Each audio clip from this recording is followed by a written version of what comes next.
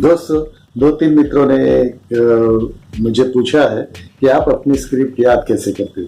तो हमें बताइए। ये क्योंकि जब हम स्क्रिप्ट लेते हैं तो पहले तो पेज देख के ही डर जाते हैं, क्योंकि बड़े-बड़े डायलॉग्स, बड़े-बड़े संवाद, बड़े-बड़े लोगों के सामने सिर्फ अपना तो याद रहता ही है, लेकिन और भी कैरेक्टर्स जो भी होते हैं उसके बारे में भी हमें जानना ज़रूरी है। उसके लिए जानते हैं तो हम डर जाते हैं, तो कभी-कभी स्क्रिप्ट में डायलॉग भूल जाते हैं तो प्रॉब्लम हो जाती है। तो दोस्तों, ऐसा कुछ भी नहीं होता है। स्क्रिप्ट यानी कुछ भी नहीं है। आपको याद करने की सरल रीत में बताऊंगा। ये स्क्रिप्ट कैसे याद की जाती है, ये अगर आप बरोबर कर लोगे तो कभी भी कितनी भी बड़ी स्क्रिप्ट आ जाए, कितने बड़े डायलॉग आ जाए, 2-2, 3-3 पेज के डायलॉग आ जाए, तो भी आप स्मूथली बोल जाओगे।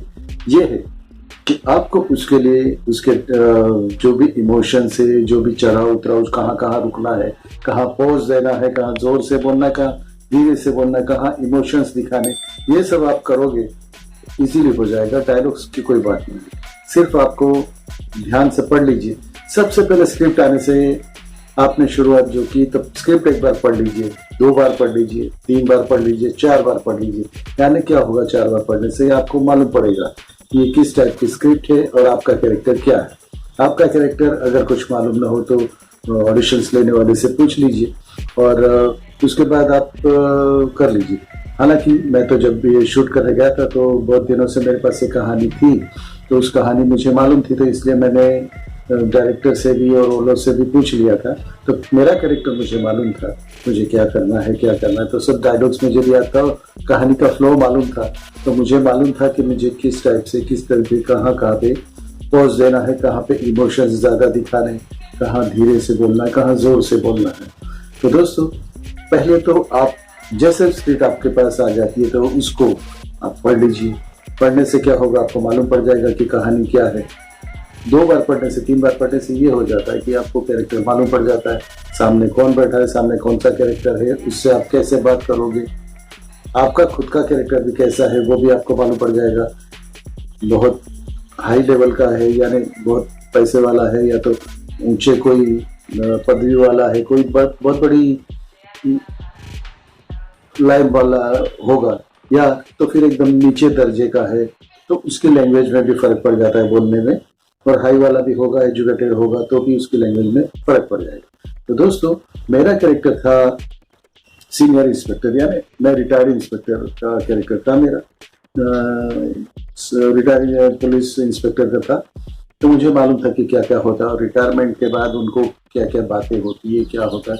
तो वो, लेकिन मुझे ये भी बताना था कि पुलिस में जो शिस्तबद्धता होती है, यानी एक रस्म होती है जो हमेशा एक पुलिस वाला दूसरे को मिलता है तो जय हिंद सर करके बोलता है। तो ये कहानी हमारी कुछ 1990 की कहानी थी, तो उस वक्त की कहानी में ये होता था।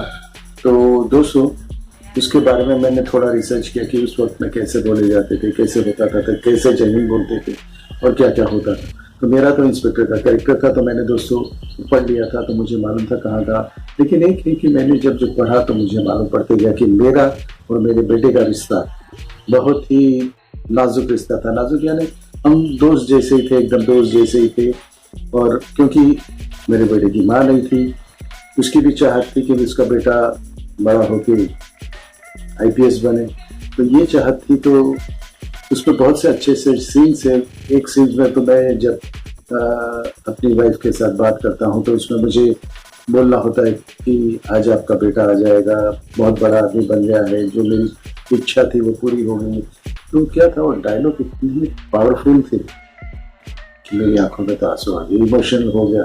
तो ये भी है, इमोशंस तो हो ही जाएगा। तो जब लड़का आता है पीछे से आके सैल्यूट सर, जय हिंद सर करके बोलेगा तो आपको कितना अच्छा लगेगा। तो मैं उसी बात में पढ़ते पढ़ते मैं इतना घुल मिल गया था कि मुझे डायलॉग्स बोलने की जरूरत नहीं, क्योंकि सामने वाला जो बोलता है उसके सामने आपको क्या बोलना है वो आपको मालूम होना। तो फ्लो अगर सही मेंटेन किया, सही बोलने का तरीका रहा, तो बहुत अच्छी तरह से आप अपने डायलॉग्स भी याद कर सकते हो। तो मैंने तो डायलॉग्स याद कर लिए। तो दोस्तों, ये होता है, 5-6 बार पढ़ लीजिए, उसके बाद इमोशंस क्या है वो मालूम पड़ जाएगा। लेकिन अगर आप चाहो तो जहाँ जहाँ पे आपको रुकना है वहाँ पे पेन से या पेंसिल से कुछ भी रिमार्क करके रखिए, या तो जहाँ पे आपको लाउड होना है वहां पे निशानी कर लीजिए। तो क्या होता है, एक दो बार पढ़ लोगे तो आपको ख्याल आ जाएगा। तो फिर उसके बाद स्क्रिप्ट भूल जाएंगे। आप कहोगे भूल जाएंगे तो फिर कैसे चलेगा? चलेगा। एक बार इमोशंस आपको मालूम पड़ गए, इमोशंस का मालूम पड़ गया, सामने वाला क्या बोलेगा वो मालूम पड़ गया, तो आप इजीली बोल सकते हो, वो फ्लो में बोल सकते हो। और उसमें थोड़ा इम्प्रोवाइज हो भी सकता है। इम्प्रोवाइज यानी क्या होता है? इम्प्रोवाइज यानी आप जो भी डायलॉग बोलते हो उसमें कुछ ऐड कर सकते हो, लेकिन वो फ्लो वो ही रहना चाहिए, उसका मीनिंग वो ही रहना चाहिए। तो मैंने तो ये कर लिया तो इतना इजीली हो गया। तो दोस्तों, ये मेरा जो भी शो है वो आएगा तो ज़रूर देखेगा। ABZY कूल के लिए आएगा, चोर पुलिस। और इसमें माँ बाप और बेटे के रिश्ते की बात है, बाप और बहन के रिश्ते, बेटे और बहन के रिश्ते की बात है, बाप और बेटी के रिश्ते की बात है। तो इतना इमोशनली बना हुआ है। तो ABZY कूल पे बहुत ही जल्दी आप मुझे देखोगे एक रिटायर्ड इंस्पेक्टर के कैरेक्टर में। और मेरे बेटे का जो कैरेक्टर है, जो अपने बेटे को IPS बनाने के लिए कितनी मेहनत करता है, और जब वो IPS बन के आता है तो क्या हो जाता है, और उसके पीछे एक बहुत कहानी है, वो मैं आपको बताऊंगा नहीं, वो आप टीवी पे ही देखिए, ABZY कूल पे। दोस्तों, तो ऐसे ही याद किया जाता है। मैंने थोड़ी सी साइडलाइन हो गया था, लेकिन दोस्तों ऐसे ही याद करना चाहिए। तो याद करने से क्या होगा कि आपको तुरंत लाइनें अपने आप ही मन में आ ही जाएगी, क्योंकि इमोशंस जब आप उसमें घुस जाओगे तो अपने आप ही इमोशंस निकलेंगे, अपने आप ही डायलॉग निकलेंगे। क्योंकि वो फ्लो जो रहेगा, डायलॉग्स आगे पीछे हो सकते हैं लेकिन मीनिंग वही रहेगा। तो सामने वाला जो बोलेगा उसका क्लू आपको मिल ही जाएगा।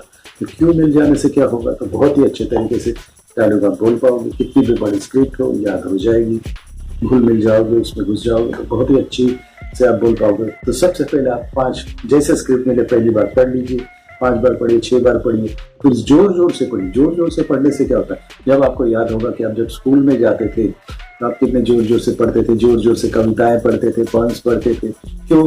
क्योंकि वो बोलने में और सुनने में दोनों में फायदा होता था, क्योंकि सुन के और बोलने से आपको याद हो जाता था।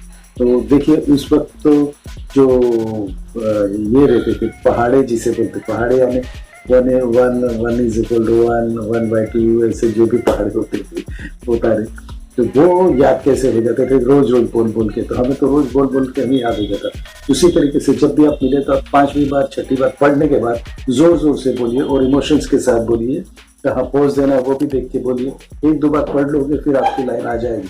तो दोस्तों, ऐसे ही पढ़ते रहिए, ऐसे ही आगे बढ़िए। ऐसे स्क्रिप्ट, कितनी भी बड़ी स्क्रिप्ट हो, आपको याद हो जाएगी। दोस्तों, आगे बढ़िए। भारत माता की जय, Vande Mataram, I love you. दोस्तों, पसंद आया होगा। अगर आप कुछ चाहो तो मुझे वीडियोस में बताइएगा, नीचे बताइएगा नरेशंस में, तो मैं वो वीडियो बनाऊंगा। तो दोस्तों, भारत माता की जय, वंदे मातरम।